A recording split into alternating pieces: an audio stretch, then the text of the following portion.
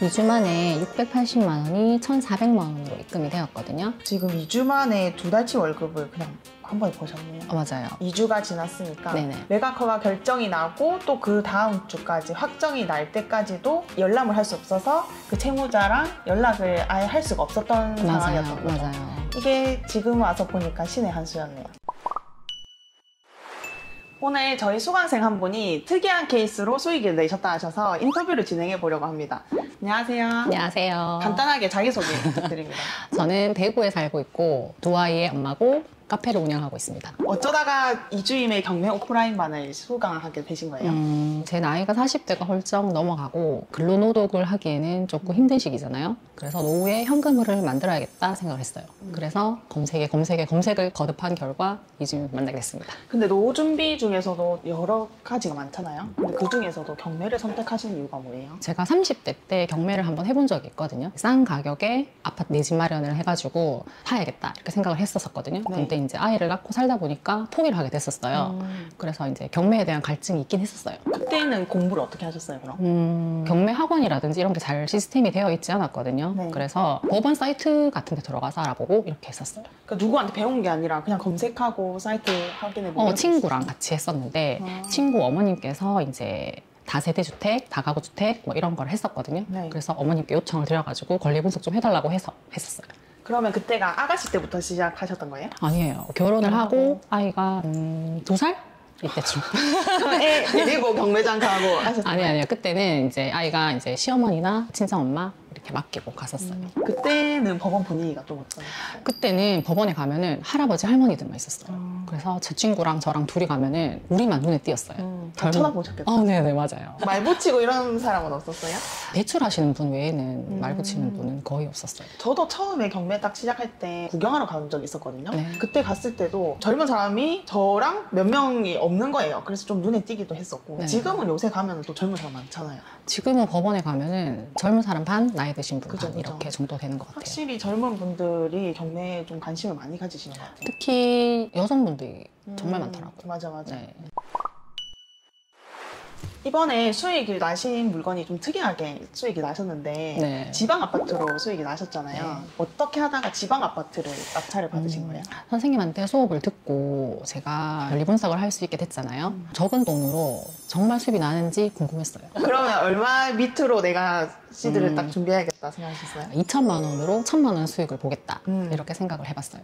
그래서 지금 결론은 어떠신가요? 성공했죠. 훨씬 더 작은 돈으로 그쵸? 맞아요. 훨씬 적은 돈으로 성공했습니다. 입찰하시기 전에 저한테 이 물건 입찰하시겠다라고 막 얘기를 해주시잖아요. 그러면 제가 뭐 입찰가는 어떻게 하시라라고 막 얘기를 해드리고 하는데 그런 게 좀 도움이 되시나요? 선생님께서 보내주신 엑셀 파일 있잖아요. 네네. 거기에 이제 수익표 분석하는 표가 있어가지고 정말 도움이 많이 됐고 어떤 게 지출이 되는지 이런 거 한눈에 볼 수 있어서 너무 편리하긴 했었어요. 저희 평생회원반 단톡방이 있잖아요. 그 단톡방에도 들어와 계신데 네. 그 단톡방에서는 또 어떤 도움 받고 계세요? 단톡방에서는 이제 인원이 많으시잖아요. 그래서 정말 다양한 질문들을 진짜 많이 하시거든요. 인테리어라든지 네. 아니면 수익표 분석이라든지 대출이라든지 제가 굳이 질문을 안 해도 가려운 것을 긁어준 듯한 느낌? 맞아요. 그래서 도움을 많이 받고 있어요. 다 수강생분들이 그 방에 안에 계시는 건데 실제로 수익 나신 분들도 계시고 원래 그 분야의 전문가이신 분들도 많으시고 하셔가지고 한 분이 질문을 올리시면 그거에 대한 경험이 있으신 분들이 피드백을 제가 답변 드리기도 전에 많이 막 올려주시더라고요. 맞아요. 그래서 필요한 것들은 다 스크린샷 해가지고 따로 모아둬요. 그리고 필요할 때 다시 찾아서 보고. 그럼 본격적으로 낙찰 받으신 물건에 대해서 이야기를 해볼 건데 네. 낙찰을 딱 받으셨다고 연락을 주셨었고 네. 근데 그 채무자가 연락이 안 된다라고 저한테 연락을 하셨단 말이에요. 네. 좀 구체적으로 어떤 상황이었는지 말씀해 주세요. 이 집이 낙찰을 받고 이제 신나가지고 선생님한테 제일 먼저 연락을 드리고 근데 채무자 연락처를 알 수가 없잖아요, 제가. 네. 그리고 집을 찾아갔는데 낙찰을 받고 바로 집에 가보니까 집이 비어 있는 거예요. 오랫동안 사람이 살지 않은 흔적이 보이고 그래서 관리사무소에 문의를 했더니 수도가 거의 0이더라고요. 그래서 이제 언제부터 0이었는지 물어보니까 작년 7월부터 0이었다 하더라고요. 그래서 네. 그럼 오랫동안 집이 비어 있었구나 라고 해서 이제 그렇게 알게 됐는데, 그래서 더 채무자 연락을 알 수가 없었어요. 네. 근데 여기 살고 있는 사람이 채무자가 아니라 전 부인이었거든요. 아, 그럼 채무자분이 이혼을 한 상태이셨던 거예요? 네네네, 맞아요. 네. 이혼을 한 상태고 채무자 전 부인이 살고 있었고 채무자는 없었어요. 그래서 전화번호를 알 수가 없었어요. 그럼 사건 열람을 했는데도 사건 열람에 또 아무도 없었던 거예요? 그건 사건 열람을 하러 법원에 갔거든요. 네. 근데 밀양 법원이 사건 기록지를 밑으로 다 내려가져 안 올라오는 거예요. 경매계로. 그래가지고 내일 오라는 거예요. 네. 그래서 다음날 갔어요. 네. 갔는데 아직 안 올라온 거예요. 그 한 건물에 있는데 아직 안 올라갔다고요? 네, 그래서 사건 연락을 못했어요. 그래서 그냥 집으로 돌아가서 선생님한테 여쭤보니까 전자소송 포털 사이트에 들어가 보라 하셔가지고 이제 거기서 채무자 연락을 알게 됐어요. 전자소송 포털 사이트에 들어가서 채무자 연락처를 알고 싶었는데 연휴 기간 동안 포털 사이트가 업데이트 진행 중인 거예요. 맞아. 이제 연락을 못하고 계속 있었어요. 그래서 2주 동안 채무자 전화번호를 알 수 없었어요. 그러니까 이의 신청 기간이 지났어요. 그러니까 낙찰받고 일주일 동안은 이의신청 기간을 할 수 있는데 그때도 이게- 지났고 네. 그다음에 확정하고 나서 이제 제가 또 할 수 있잖아요. 네. 이의 신청을. 네. 그 기간도 지났어요. 2주가 지났으니까 네네. 매각허가 결정이 나고 또 그 다음 주까지 확정이 날 때까지도 열람을 할 수 없어서 그 채무자랑 연락을 아예 할 수가 없었던 상황이었던 거죠. 맞아요. 이게 지금 와서 보니까 신의 한 수였네요. 맞아요. 그럼 연락이 안 된다고 하셨는데 결국엔 이 물건 가지고 수익이 나셨단 말이죠. 어떻게 수익이 나셨는지도 얘기를 해주세요. 채무자랑 이제 이의 신청이 다 지나고 난 후에 일요일 날 저녁에 제가 열람을 해서 연락처를 알았거든요. 그래서 월요일 날 연락을 드렸더니 채무자가 본인 집이 경매로 넘어간지 모르고 있는 거예요. 그래서 그러면 한번 생각을 해보시라 하고 일단 전화를 끊고 선생님한테 전화 드렸죠. 그러니까 선생님이 이제 어떻게 하시라고 피드백을 주셔가지고 기다리고 있다가 다음 날까지 기다렸어요, 그냥. 근데 네. 전화가 오셔가지고 저랑 합의를 보고 싶다는 거예요. 네. 어떻게 합의를 봐야 되는지 제가 잘 모르잖아요. 네.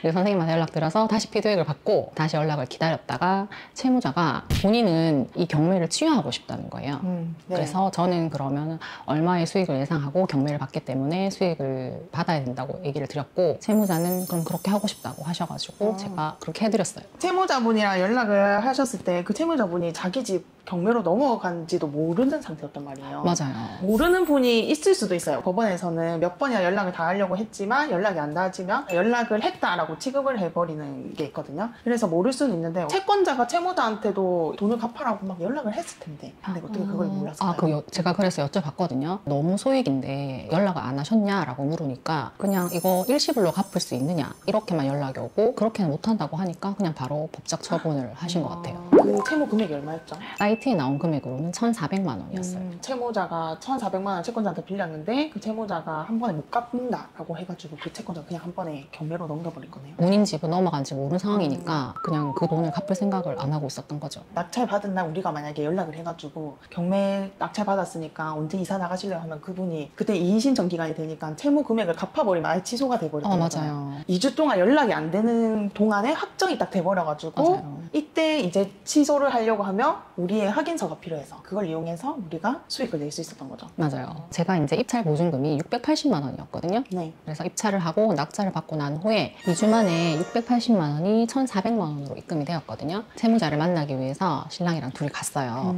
제가 2주 만에 합의를 본 거잖아요. 네. 그래서 시간을 본 거예요. 명도 과정에서 합의를 했으니까. 네. 그래서 신랑이 조금 깎아줘야 될 것 같다고 말씀을 하시는 거예요. 원래 순수익이 얼마로 예상하고 있으셨어요? 순수익이 1,200만 원 정도 예상을 하고 입찰을 했거든요. 네. 옆에서 남편이 조금 깎아주자 막 이렇게 하신 거예요? 네, 계속 깎아줘. 그런데 채무자 만나러 전화를 했었잖아요. 네. 전화할 때부터 이미 조금 조금 깎아주고 깎아줄 조정해줘라. 이렇게 우리는 시간을 벌었고 또 네. 입찰을 할 수 있으니까 네. 다른 물건으로 또 수익을 내자. 이렇게 해서 이제 조정을 하게 되었습니다. 남편분이 이번에 수익 나신 거 보고는 좀 어떤 말씀 해주셨어요? 노후에 이걸로 돈을 벌 수 있겠다라고 음. 생각을 했었어요. 그러면 남편분도 경매에 관심이 많으시다고 전해드렸는데 남편분은 어떤 거 관심 있으신 거예요? 토지에 관심이 많아요. 그리고 저는 아파트나 다세대나 뭐 이런 거에 관심이 많고 저희 신랑은 검색왕이거든요. 그래서 검색을 엄청 하고 그리고 유튜브 엄청 찾아보고 책 엄청 보고 그래서 혼자 스스로 공부를 하는 스타일이고 저는 그렇게 하는 게 조금 힘들더라고요. 네. 아무래도 주부다 보니까 그래서 선생님하고 같이 어려운 물건을 도와주세요 이렇게 공부하고 있습니다. 혼자 하면은 찾는다 하더라도 이 사람이 맞는 말을 하는 건가 아닌가 이런 생각 저는 들던데. 그러면 제가 또 선생님한테 여쭤볼 수 있으니까 그래서 선생님이 있는 게 엄청 많이 도움이 돼요. 궁금한 거를 이런 것까지 물어봐도 되나? 이런 질문도 제가 많이 하는데 네. 선생님께서 되게 쉽게 설명을 해주셔가지고 엄청 도움이 많이 되고 있습니다. 네, 감사합니다. 그럼 경매 치안서를 줄 때 1,400만 원 한 번에 받으셨어요? 한 번에 받지는 않고 이제 입찰 보증금이 있잖아요. 선생님한테 이제 문을 또 드렸더니 반반씩 하라고 하셔가지고 680만 원 중에서 340만 원은 미리 받고 340만 원은 이제 입찰 보증금을 돌려받고 난 후에 다시 송금해 드리는 방법으로 했습니다. 처음에는 720만 원 우리 수익금, 입찰 보증금 반액인 340만 원 네. 같이 돌려받아가지고 1,060만 원 돌려받으시고, 우리가 법원에서 입찰 보증금 다시 돌려받을 거니까 680만 원 법원에서 받고 또 채무자한테 아까 받았던 340만 원 다시 돌려줬다. 맞아요. 그렇게 끝나고 나니까 그분이 고맙다 이런 얘기는 안 하셨어요? 했어요. 감사하다고. 왜냐하면 본인이 경매를 넘어간지 모르고 있었고 제가 전화해줌으로 인해서 빨리 해결할 수 있었거든요. 그죠. 네. 그래서 아직 처음엔 좀 속상한 마음이 있으셨겠지만 네. 합의가 다 끝나고 난 후에는 감사하다고 하셨어요. 어떻게 보면 우리 입장에서는 수익금이 좀 낮아진 거긴 하거든요. 맞아요. 근데 아무래도 사람 대 사람으로 이렇게 하는 거래기 때문에 채무자한테 좀 좋은 방향으로 우리가 도와줄 수 있다면 그런 식으로 수익을 낼 수 있다라는 것도 아셨으면 좋겠어요. 그리고 월 수익이 어떻게 되세요? 카페 운영하시는데 한 300? 순수익이? 네. 떼고 300만 원이고 우리가 720만 원을 벌었으니까 지금 2주 만에 2달치 월급을 그냥 한 번에 버셨네요. 맞아요. 카페 성수기 때는 네. 순수익이 한 700 정도 되거든요. 오. 한 달 수입을 2주 만에 2주 만에. 번 거죠. 와, 근데 카페도 엄청 잘 버시네요. 앞으로는 어떤 물건에 좀 관심이 있으세요? 소액 아파트를 경험해봤으니까 차근차근 해서 이제 로드맵처럼 목표는 이제 현금 흐름을 할 수 있는 월세 받는 거. 네. 그런 거 하고 싶습니다. 네, 좋죠, 좋죠. 네. 집 관리하면서 이제 네. 따박따박 월세 받고. 네. 건물주가 되고 싶습니다. 네, 충분히 하실 수 있죠. 네. 자녀분들한테도 얘기를 하셨어요? 이 부분. 맞아요. 둘째는 아직 어려서 말을 안 했고 첫째는 고등학생이거든요. 2학년. 네. 그래서 첫째한테는 말을 해줬어요. 어떻게 반응하던가요? 잘 몰라가지고 별 반응은 없지만 엄마가 뭔가를 하고 있구나 라고 생각을 하는 것 같아요. 본인은 아직 개념이 없으니까 그렇게 싼 아파트가 있어? 그렇게 말하더라고요. 처음에 이제 경매를 살펴보다 보면은 세상에 우리나라에 이런 아파트도 있나? 이런 네. 생각이 들죠. 맞아요. 엄청 저렴한 아파트가 많더라고요. 맞아요, 맞아요. 네. 그것도 다 돈이 되는 아파트가 될 수 있습니다. 맞아요. 지금 많은 분들이 경매에 대해서 관심은 있는데 실전으로 좀 나가기 두려워하시는 분들이 계세요. 그런 분들에게 좀 용기가 될 수 있는 말을 한마디 해주셨으면 좋겠는데. 경매는 초보자한테는 되게 두려운 분야거든요. 그런데 이제 점점 익숙해질 때까지 내가 분석한 권리 분석이 맞는지, 그리고 내가 선택한 입지가 올바른지 네. 이런 걸 조언해 줄 수 있는 분이 계셔서, 꿈이 건물주잖아요. 네. 그래서 건물주가 될 때까지 도전을 하려고 합니다. 저도 처음에는 경매를 하려고 하니까 조금 두려운 부분이 있잖아요. 왜냐하면 입찰 보증금을 날릴 수 있는, 네. 그래서 조금 두려웠는데 경매 학원을 다니면서 선생님을 만나고 제일 좋았던 점은 피드백을 할 수 있는 거. 그러니까 이게 물건이 안전한 물건인지, 제가 수익을 얼마나 낼 수 있는지, 입찰금을 어느 정도 써야 되는지 이런 거를 받을 수 있으니까 너무 좋은 것 같아요. 믿을 만한 분이 한 분 있으면 용기가 더 나니까 고민하지 말고 도전하셨으면 좋겠습니다. 요즘 매일매일 저한테 연락 주시고 계시잖아요. 맞아요. 근데 이제 수강생분이 엄청 많은데 그분들한테 다 연락을 해주시는 이주인님도 네. 대단하고 네. 매일 연락을 하는 저도 대단한 것 맞아요. 같아요. 맞아. 진짜 너무 열심히 하고 있다는 게 너무 네. 느껴져요. 매일매일 맞아요. 연락 주셔가지고. 네. 조만간 하나 더 낙찰 받으셔가지고 이번에 진짜 한 사이클 딱 돌리셔가지고 네, 맞아요. 한 번 더 오셔야죠. 네. 그때는 제가 찾아갈게요. 아닙니다. 제가 오겠습니다.